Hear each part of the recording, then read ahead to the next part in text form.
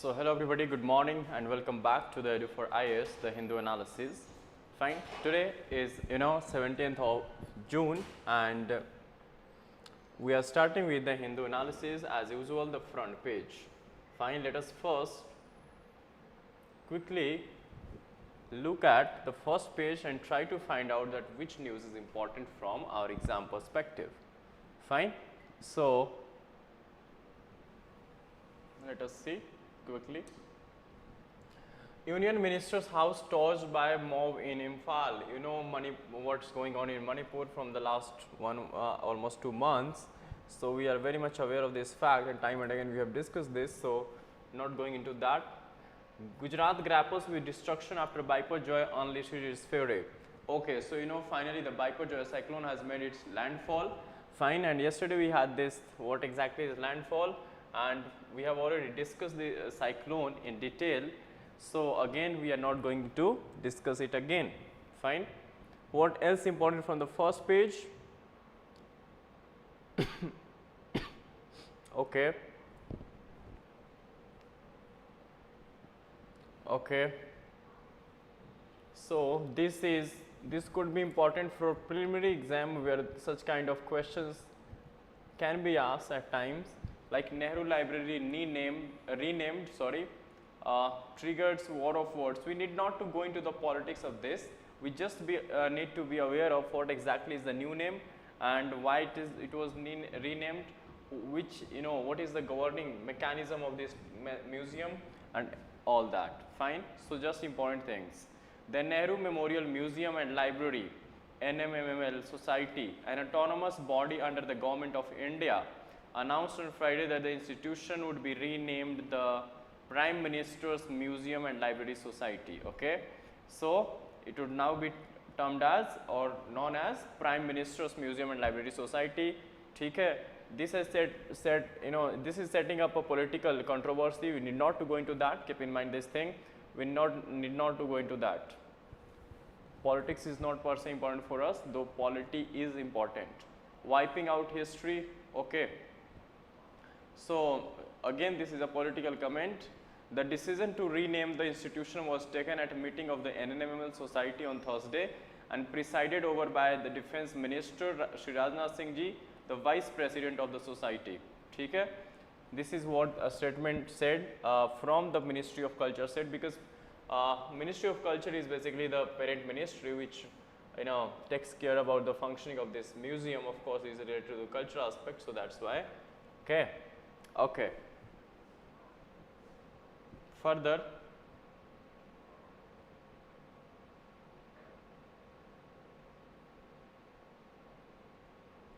okay, let us go to the next page.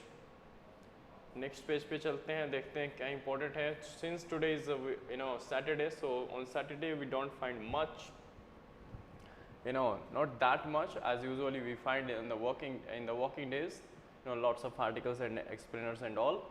So today we will be having a limited set of one detailed article related to railway safety. That is, we are already discussing safety and all issues. Even yesterday we had discussion about one of the articles related to the railways and particularly the safety. So even today we will see, I mean this is the only main article today which we see that how the railway safety could be ensured and what is the different insights here mentioned by the author or the writer. Fine. So let us go to the next page, because all these are politics. I said already that politics is not important for us from the exam point of view. Okay. So finally we have landed on the most important page, and that is the editorial page. Okay. So we'll see this article. We'll try to focus on this article. Railway safety, listen to the voices from below. Fine. So what does it mean? First is railway safety. Fine. Of course, which should be paramount. Listen to the voices from below.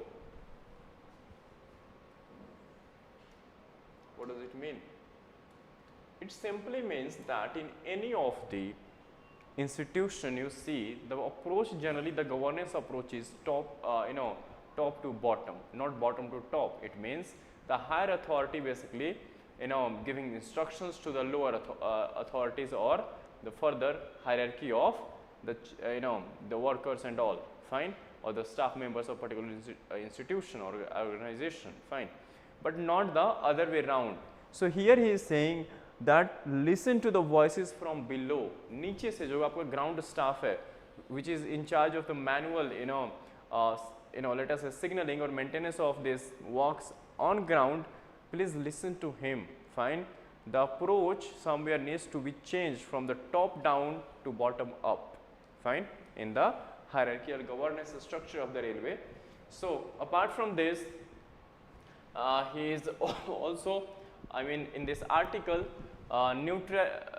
he has kept the neutrality at the center and mentioned both the good and bad things, and alongside the suggestions as well that what could be the way forward. So that's why I found this article to be of relevance, fine. So let us discuss this. Firstly, the designation of the person or the writer writing this article. So you can see that he happened to be the former member of railway board, the top board of related to the railway functioning under railway ministry itself, formerly of the Indian Railway Service of Mechanical Engineers, IRSME, fine, was member staff railway board. Okay. So we कहते हैं कि nothing focuses the nation's collective attention on the Indian railways as a major accident. ठीक है? So he is saying that nothing focuses the nation's collective, attention on the Indian railways as a major accident. Even you or me, this is very, these two lines are very relevant, that whenever such accident happens, we just get, we start, focusing or giving attention to such things, and not what exactly the railway has done in the past, or how the railway is being governed today, and what the major steps or the positive, initiatives have been taken in the sector, or especially related to the railways. So we are not that much aware of those things, but the moment something gets, of this scale happens, or let us say, especially accidents took place, so that moment we became very, very attentive, fine. So this is what he is saying. The triple train collision at Bahanaga Bazar railway station, that is near Balasore. Triple, of course, this was a collision between 3 trains on June 2, which led to tragic loss of over 288, exactly it was around 288 lives, has evoked all the expected responses from various quarters, calls for the resignation of the minister in charge of the railways. So there are different sets of, responses from different quarters. First, one thing was related to, of course, from the opposition parties, that minister should resign.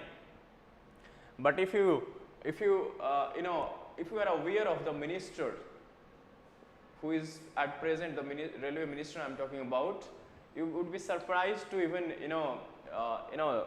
if you don't know, you would be surprised with the, in all, he himself used to be, happened to be an IAS officer. Then he has, he even happened to be a vice president of leading American company, and lots of, if you see his degrees and all, management and all. So of course, such a kind of minister, I think we never had in the history of India, especially a railway minister who is of such a, such and such a scholar person, fine. So you see, of course, engineer as well.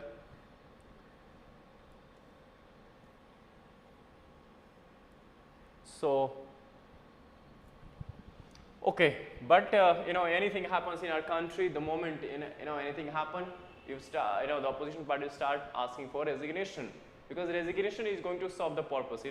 This is what the solution they come up with, and that's the plight of our, any kind of, especially the railways. This is what has been politically just accident and resignation, nothing more than that. So resignation of the minister in charge of the railways, collective chest thumping or breast beating, and despair over where the railways are headed. The sudden sprouting of railway experts offering explanation as to how the accident occurred and remedial measures to prevent accidents in the future. Fine. He is saying that the sudden sprouting, fine, of railway experts offering explanation as to how the accident occurred and remedial measures to so different voices or responses from various quarters, and even including what could be the remedial measures or to prevent such kind of accidents in the future. Comparisons with the railway system abroad, of course, and in short there is an overwhelming sense of deja vu. Fine. So what exactly overwhelming sense of deja vu? Basically overwhelming, of course, extremely great, you can say, or sense of deja vu. Deja vu is something like let us say you have already experienced actually what is going to happen, or what exactly happened in advance, let us say. Fine. You have feeling of already experiencing such things, or has experienced. So a multiplicity of inquiries. So of course there are certain few things he is underlining under in this paragraph which happened for the first time. A multiplicity of inquiries, of course, you see even CBI has been given the responsibility to inquire alongside railways, commissioner, this commissioner of safety, railway safety, investigating this accident at its own level. So there are multiplicity of inquiries going on. There are, however, a few unique features. So few unique features, the positive things that happened, related to this accident. For the first time ever, first time ever a railway minister not only visited the site of the accident but also chose to remain at the site to oversee relief and restoration work till the lines were restored for traffic. So you see that first time happened that from the minister you were asking for resignation, he happened to be there, not only visited the site of the accidental site, but also chose to remain at the site to oversee the repair work and all, and restoration of work till the lines were restored for traffic or lines were cleared. Fine. Further, even more exceptional thing that happened was the visit of Prime Minister himself to the site of accident, perhaps a historical first. Fine. So even Prime Minister visited this accidental site. However, the Prime Minister's statement that instructions have been given to ensure proper and speedy investigation of tragedy and to take prompt and stringent action against those found guilty. Fine. Even as a statutory inquiry by the Commissioner of Railway Safety was to begin, gave the impression that it had already been determined that the accident was caused by human agency. Fine. So he is saying, he is praising that, of course, this is a positive thing that railway minister visited, and actually he stayed there till the lines were cleared. Even Prime Minister visited the accident site, probably the first time in the history of India, and but he said that what Prime Minister said there, his statement actually this related to because he said that instructions have been given to ensure proper and speedy investigation of tragedy and to prompt and stringent action against those found guilty would be taken. Fine. So this statement he is saying कि even as a statutory inquiry by the Commissioner of Railway Safety was to begin, अभी जो inquiry थी by Commissioner of Railway Safety was about to begin, not even began, and this actually statement was given by the Prime Minister, gave the impression that it had already been determined that the accident was caused by human agency. Fine. So he is saying that this statement, somewhere already determined that the accident, what happened, was caused by human agency. Fine. Involvement of human beings, especially. The subsequent handing over of the inquiry to the Central Bureau of Investigation, fine, is also unprecedented. Fine. So Central Bureau of Investigation was given the responsibility to inquire into the case, of course, was even unprecedented, because you might not have even listened to that CBI is inquiring any railway accident. The reason for which is not readily apparent unless criminal intent is suspected. So of course CBI is going to inquire the criminal intent. Fine. A preliminary inquiry by committee of senior supervisors, even as a statutory inquiry by the Commissioner of Railway Safety was yet to begin, is also rather unusual. Okay? So a preliminary inquiry even took place by the committee of senior supervisors even before this statutory inquiry by the Commissioner of Railway was yet to begin. So all this he is saying seems to be the first time happening like things like that. some good, some bad. A collateral casualty of any major accident is cool and objective analysis of the situation. बिल्कुल ठीक बात है कि if there any collateral damage or casualty happens, then what requires is a cool and objective analysis of the situation, that why and how and why it happened in the first place. Fine. So cool and objective analysis, not the hype and all. Fine. Emotions and hype tend to take over. Of course, emotions takes over during such kind time, of course, and whenever emotions take over intelligence, of course, damage has already been done. ठीक है? While it may seem invidious to take refuge in numbers, fine, and statistics in the immediate aftermath of a major accident with a large-scale loss of lives of passengers, there is need to view the situation objectively if any meaningful corrective steps are to be taken.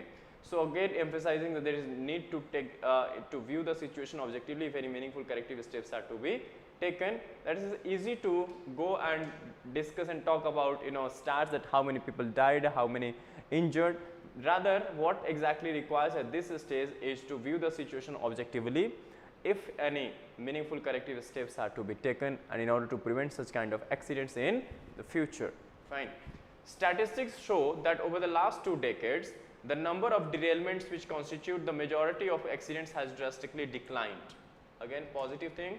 From around 350 per year around the turn of the millennium, means the beginning of the century, to 2022 in 2021-22. So you can see a very positive decline or noticeable stats, so positive statistics here, that in the beginning of this millennium, let us say, around 350 derailments used to take place in a year annually, but today in 2021-22 it has come down from 350 to just 2022. Even this should be, I am not defending this, even this should be at least should come down to 0, of course, but you can see everything takes time, and you see the improvement from 350 to 22. Fine, a major achievement, you can say. This is a commendable achievement, in fact, by any standards. The fact that this has been achieved in the context of nearly 3-fold increase in the freight loading and more than doubling of passenger traffic lends credence to the conclusion that the overall safety performance of the railway has improved significantly over the years. So he is saying that this down in derailment from 350 to 2022 in 2021-22, even lends credence or proves this notion that railway, overall safety performance of the railway has improved significantly over the years, taking into account that during the same period of this, in the last 20 years, what happened? There is a probably increase, 3-fold increase in the freight trains and doubling of the passenger traffic. Fine. So keeping into account these, these variables, that freight trains, increased by 3 times, and even this freight loading actually, okay, and even doubling of passengers. So on the one hand, passengers doubled. On the other hand, other hand, even freight loading increased by 3 times. Still, the number of derailment has over the time decreased. Fine, declined from 350 to 22. So of course, it's a good achievement. I mean, it's a great one of the great you can say a commendable achievement. Fine, on the part of the railway safety. So you cannot say on this using these facts, we can say that we can clearly say that railway is indeed taking the steps or improving its operational efficiencies and even taking care of the safety issue as well. So we cannot blindly label that nothing has happened in the past or nothing is positively happening because of just a single major accident. Fine. Okay. So the problem with an index such as safety. So what is a problem with such kind of index where we just discuss about the safety? So problem with an index such as safety is that all that is required to sully the record is a single major accident. Fine. So problem with such kind of index, especially related to, let us index here, basically we are focusing on the safety only. Fine. So if you take everything into account with respect to safety only. So the problem is what that is required to sully the record in a single major accident. Sully the record, sully is basically to rejecting, that rejecting the good things actually happened, fine, with a single set of accident. So it would be wrong to say that this single major accident has already almost let us say receded or erased the good things that happened on the especially at the level of or with respect to the safety. That is what he has mentioned in the last paragraph. That unfortunately is the nature of the beast. Everything about railway safety has been discussed threadbare in a number of committees in the past. There is no need to reinvent the wheel. So he is saying that railway safety concern or railway safety issues has been discussed already in number of committees, and there is no use to again reinvent such kind of wheel. No need to reinvent the wheel.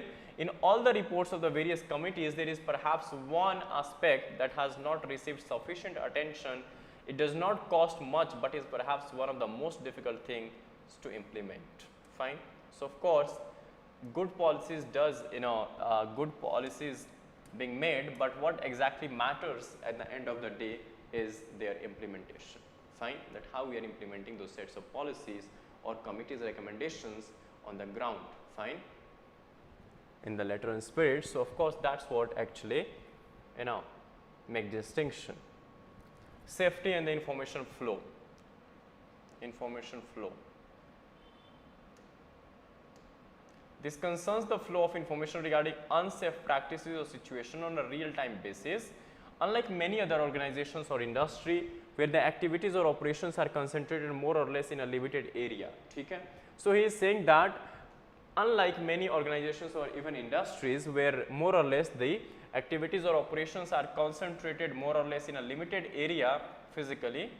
For example, even he is giving the example, nuclear power plants, steel and chemical plants, the activities of the railways are spread geographically over a wide area. You see the divisions of railway, you can understand how spread, how geographically it has been spread, involving multiplicity of disciplines or departments, you can say, that need to work in close coordination on a real-time basis to ensure the smooth and safe running of the trains.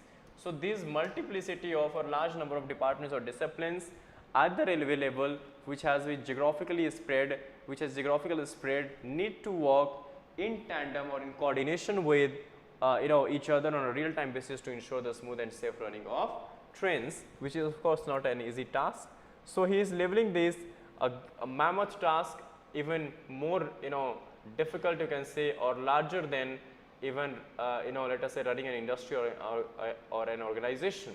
So in order to ensure the uniformity in the compliance of rules and regulations and safety in operations, a large number of codes and manuals have been evolved for different departments over the decades to standardize the procedures as far as possible. So of course, over the time, lots of a number of codes and manuals or standards have been standardized or published in order to standardize the procedure as far as possible or bring uniformity in the compliance of such kind of rules and regulations. Ever since the inception of railways in the country, periodic field inspections by authorities at various levels have been one of the main tools for the management to ensure compliance with the laid down procedures and standards. So even since the inception of railway, he is saying that periodic field inspection by the authorities at various levels have been one of the main tools in order to ensure that compliance with the laid down number of whatever norms and regulations standards are there, so whether they are being followed or not. Fine. So this is how such kind of inspection, especially field level inspections, ensure that they have been followed. Accordingly, every department has evolved a set of schedules for the inspection of various work centers and operational procedures. Fine. While this system has been by and large stood the test of time over the decades,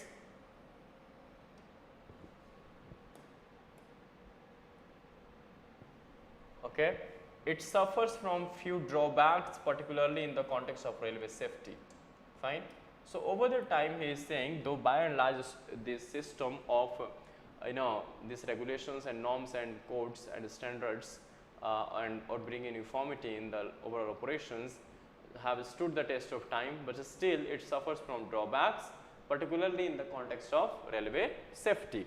So by its very nature, the top-down approach places the onus of detecting deviations from the norm on the higher authorities. It becomes a veritable cops and robbers scenario. Okay? So it is he is saying that the top-down approach, of course, places the onus of detecting any deviation on the part of the, let us say, your staff members or the workers, whether they are deviating from the norms or not. It lies means such things lies, or higher authorities are actually accountable for such kind of things to take care or to detect whether they have been followed in letter and spirit or not. So it becomes veritable like cops and robbers scenario, cops and robbers, in which the higher authority looks down on the staff at the cutting edge level with suspicion and distrust. So this is what he is saying, that higher authorities at top looks down on the staff at the cutting edge level with a suspicion and distrust. Fine. And conversely, the staff at the lower levels adopt an attitude of catch me if you can. So that's why he has given the analogy of cops and robbers. Fine. कि जो higher authority में बैठा है, they behave like, or they actually have suspicion and distrust over the lower levels of staffs, lower staffs, and conversely even the staff at the lower levels adopt an attitude of catch me if you can. So it encourages window dressing and sweeping of problems under the carpet. So of course this all leads to window dressing and sweeping the problems under the carpet, means looking, just sidestepping or just plainly, letting it go the way, or you can say chalta hai attitude kind of things, that however the things are going on, let it be. Fine. So transparency and frankness are usually the causalities in such a situation, of course. So in such a scenario where cops and robbers things are going on, you cannot expect transparency and frankness. Fine. Between the top and executive and the lower level staff. This can be counterproductive, particularly in a matter that concerns railway safety, of course. As is well known, many accidents are the culmination of near miss situations. Fine. That many of the accidents are the culmination of near miss situations. You see, even while you drive, you are on the, let us say, on the roads, of course, when you are driving, or at times you feel like, you missed, or even someone else or somebody else has missed, or situation, you face a situation or experience a situation where an accident has been diverted by just a near miss, situations. Fine. Unsafe practices or deviations from the norm over a period of time. Okay. Detection and rectification of such deviation. Detection, detect, and rectification means rectify if there is some wrongs or something, so make it correct, of such deviations or amend at the earliest opportunity can prevent many unsafe situations from developing into serious accidents. So he is saying that one of the solutions he is suggesting is to focus on detecting and of course detecting the problems or issues with respect to railway safety, and rectifying or amending or changing is positively. Fine.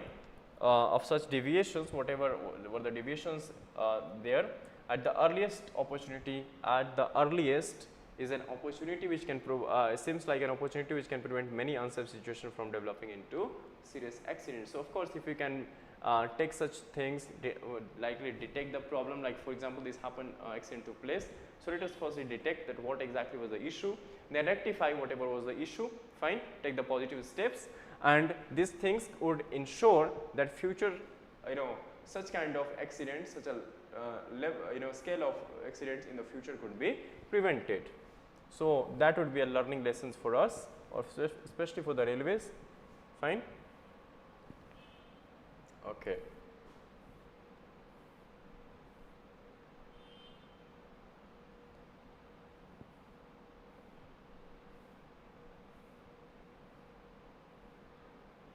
While in every case a remedy may not be available, he is saying it might be possible that in every case remedy may not be possible,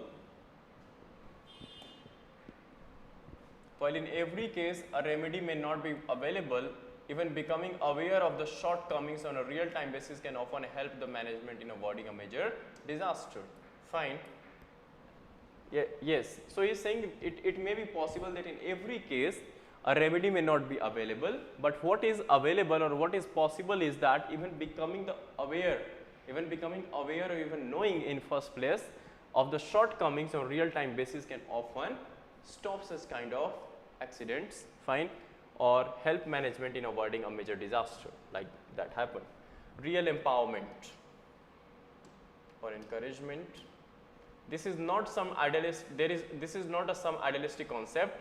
A system called confidential incident reporting and analysis system.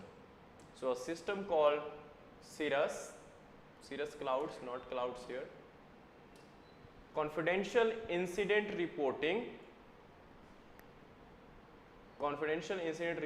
and analysis system was developed by one of the British universities nearly 3 decades ago for application on the British Railways in the mid-1990s. Fine. So the cirrus concept was developed by one of the British universities, and for the application of this system on the British Railways in the mid-90s. The underlying philosophy is to encourage the lower staff to point out deviations on real-time basis. So the underlying philosophy of this recommendation was, or the system was, that encourage. That's why real empowerment lies with the ground staff, the lower staff members. So encourage them or empower them to whom? Of course to lower staff, to point out deviations on real-time basis. Whatever are the problems, let them point out or come up with those sets of problems on real-time basis, maintaining the confidentiality of the reporter and encouraging the expression of frank views. Fine. So this needs to be taken into account, and this needs to be made the part of the structural governance aspect of railways. Fine. Or any agency to say that confidentiality of the reporter, alongside that encouraging expression of frank views, then only would come, or on real-time basis you would be able to recognize or identify the real issues. The system in effect turns the conventional top-down inspections on its head. Fine. The system in effect turns the conventional top-down inspection on its head. This is in fact an example of real empowerment of a staff. Fine. So this system cirrus is an example of real empowerment of the staff, apart from what is a conventional top-down approach. Fine. With the rapid advances in communication and information technology, since cirrus was developed nearly 3 decades ago, the introduction of similar reporting system on the Indian Railways should not be difficult. Yes, it is indeed practical one as well. So what is the suggestion is giving, that cirrus could be even introduced in or similar reporting, let us say, which will suit the Indian Railways need, could be even introduced in India itself. Fine. However, there is need to sound a note of caution. The success and effectiveness of cirrus like reporting system depends not only on putting in place the physical infrastructure, which is the easier part, but also a total change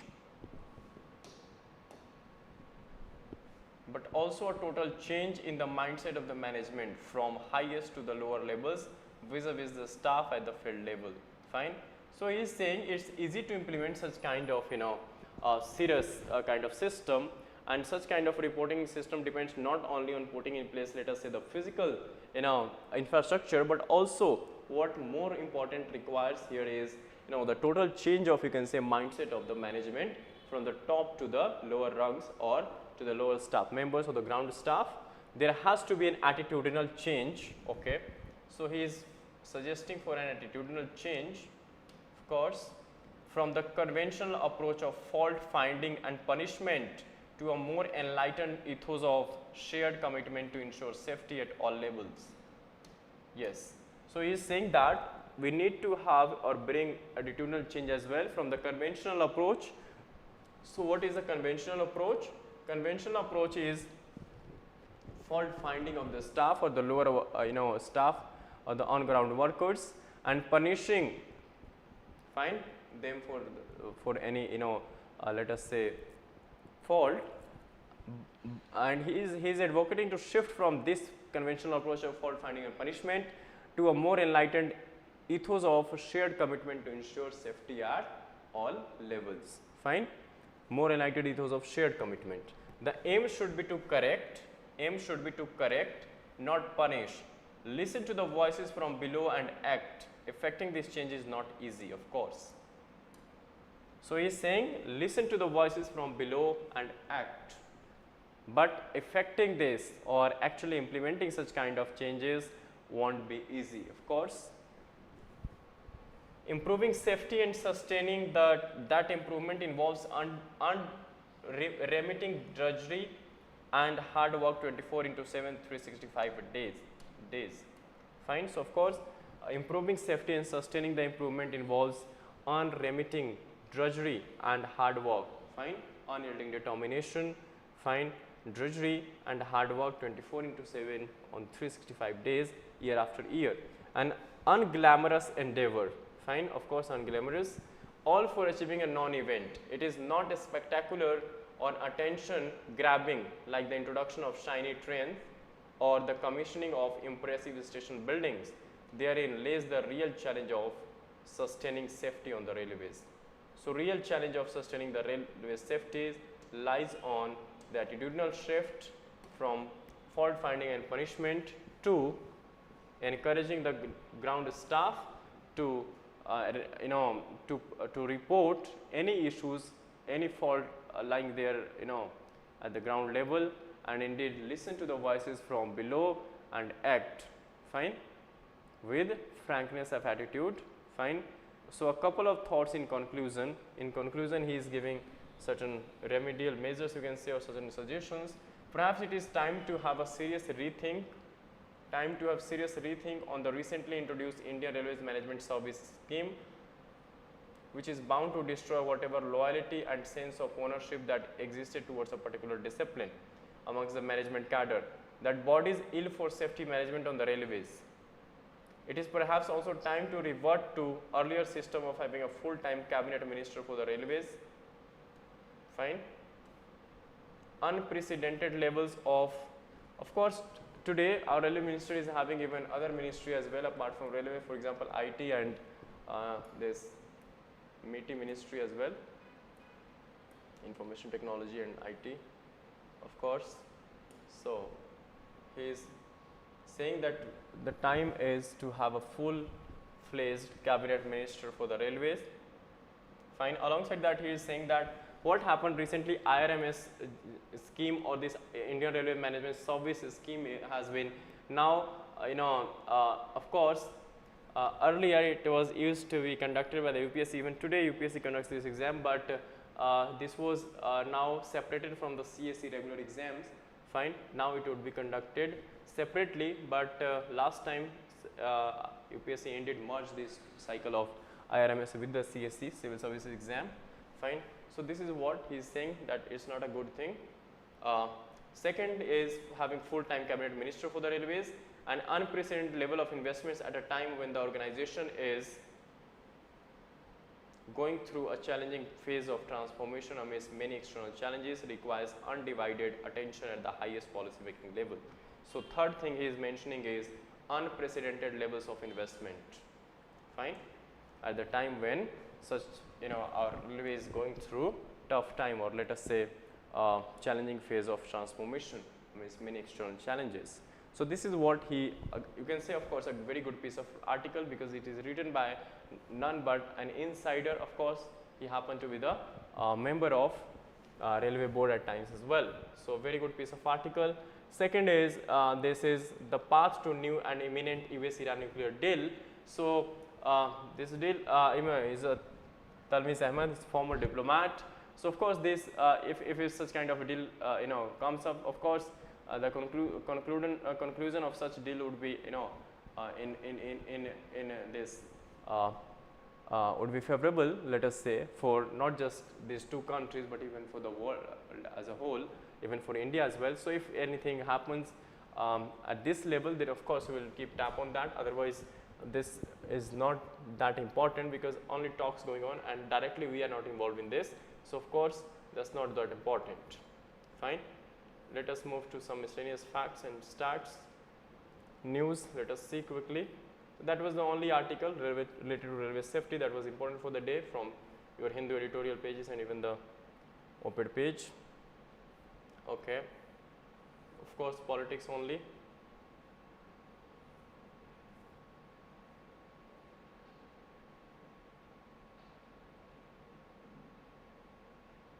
Okay. Okay. Let us now focus on this. Warming oceans, because of global warming and all. So, warming oceans make it harder to forecast cyclones in Arabian Sea. Even I underlined yesterday that this Piper Joy, originated in the Arabian Sea only. Experts say cyclones in the Bay of Bengal being far more frequent. Of course, more of the cyclones we see in the Bay of Bengal than Arabian Sea. So, cyclones in the Bay of Bengal being far more frequent were better understood. Fine. Arabian Sea has seen fewer cyclones historically because of relatively colder sea surface temperatures. Of course, Bay of Bengal is warmer than this Arabian Sea, but now it is also heating up more than average. Of course, so global warming and all is taking its toll even on the warming of the sea surface temperature as well. Fine. So, while the Indian Meteorological Department has over the years been largely accurate in forecasting the direction and intensity of cyclones into the country, data suggests that it takes more time for the agency to accurately forecast. So, historically, saying that IMD has been over the years largely forecasting its direction and intensity of cyclones accurately, but today data suggests that it takes more time for the agency to accurately forecast the trajectory of the storm that originate in the Arabian Sea than those in the Bay of Bengal. Fine.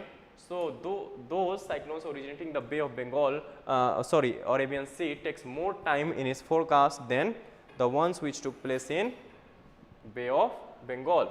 Historically, most cyclones around India tend to originate in the Bay of Bengal, of course, but global warming, as scientists have been pointing out for a while now, is causing the Arabian Sea to be heating up more than average and weighting greater.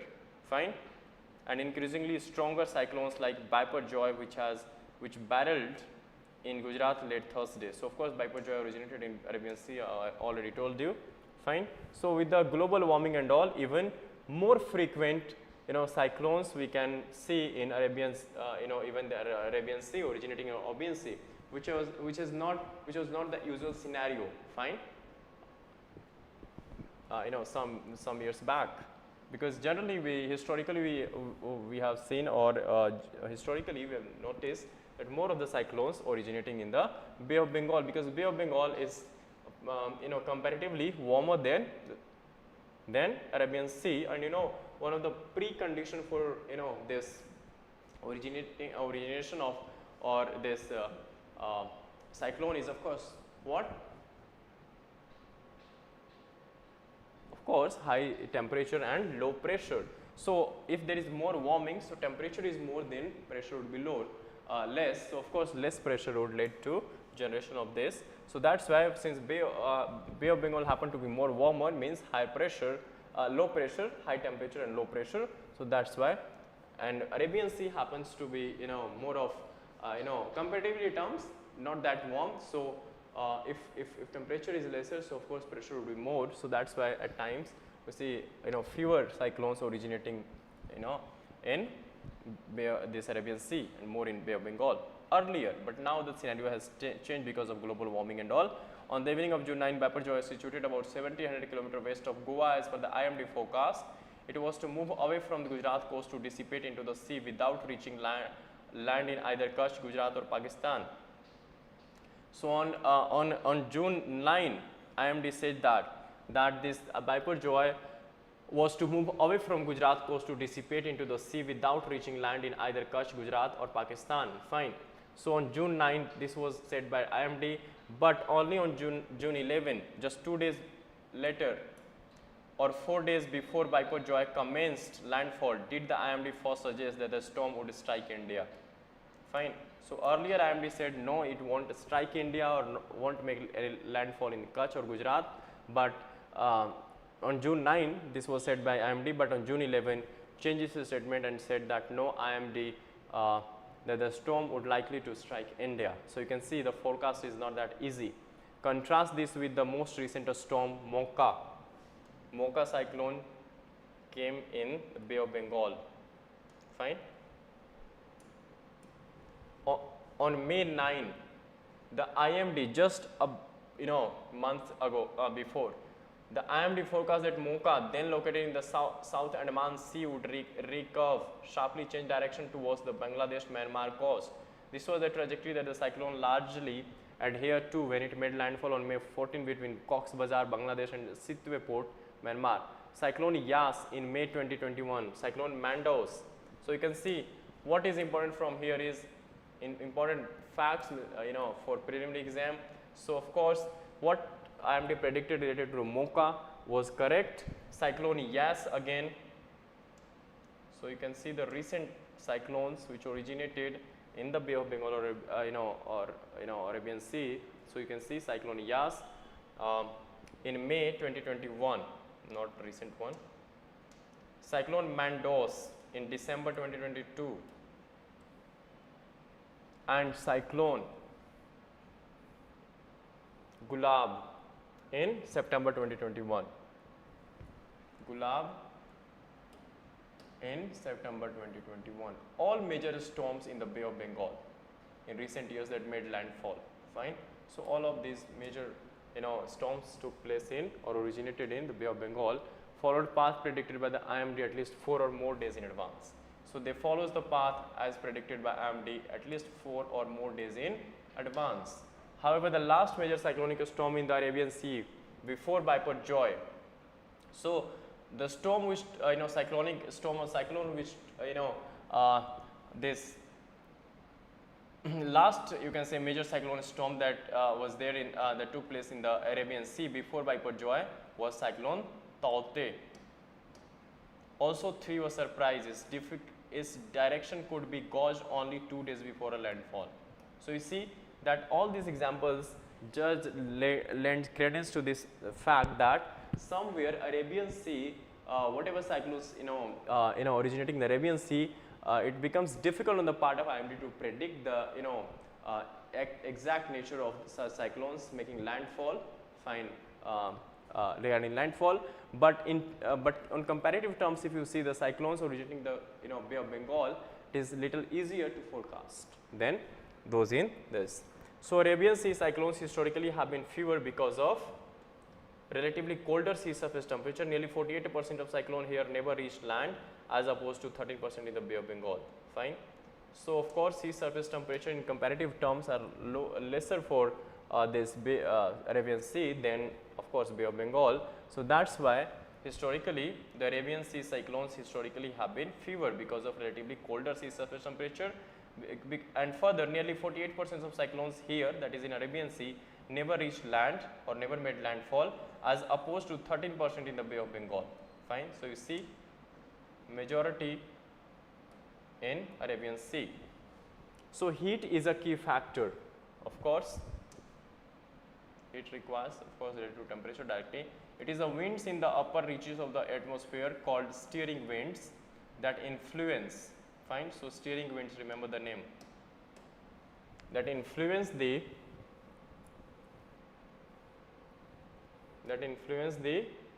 direction and recurving, that is taking the actually recurving is taking bend or moving switching direction and recurving, whereas the heat within the ocean layers determine the strength and duration of cyclones.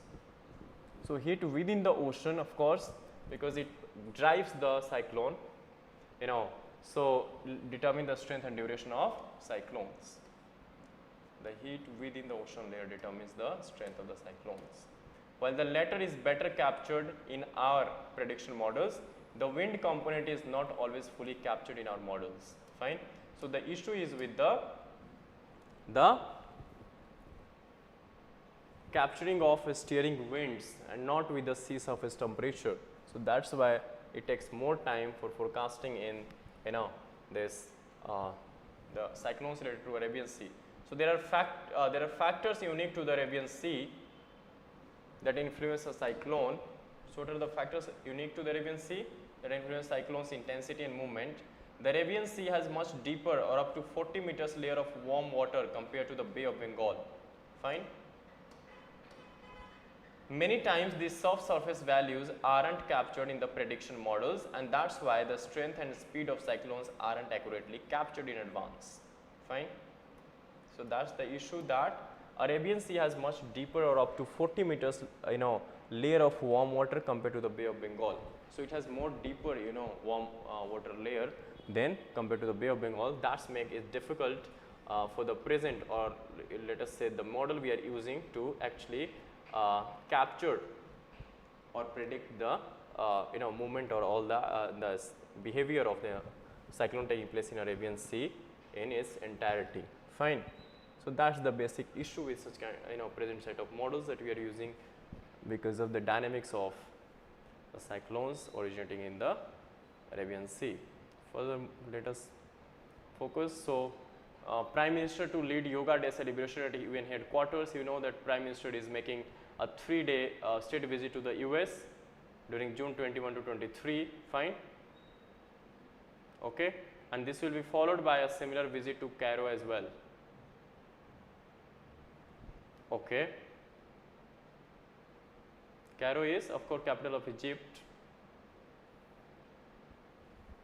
So PM will receive ceremonial welcome at the White House, of course, since 21 is the International Yoga Day, of course. So that's why he is going to lead Yoga Day celebrations at the UN headquarters. Fine. Okay. Further,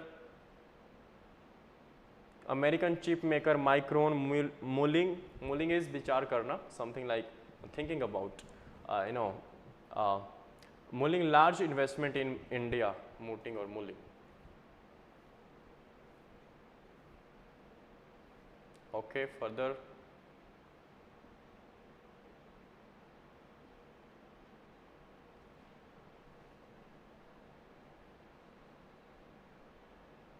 Okay, international news, not that important. Okay. Some of the GST registration use identity theft. FM calls for stronger process. Fine.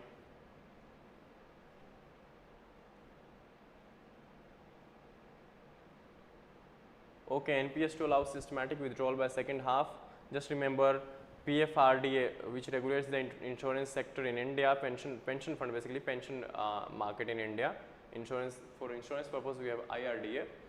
So Pension Fund Regulatory and Development Authority, chairman is Deepak Mohanty. So he said that this national pension scheme going to allow systematic withdrawal by second half. That's not more that important. Okay. So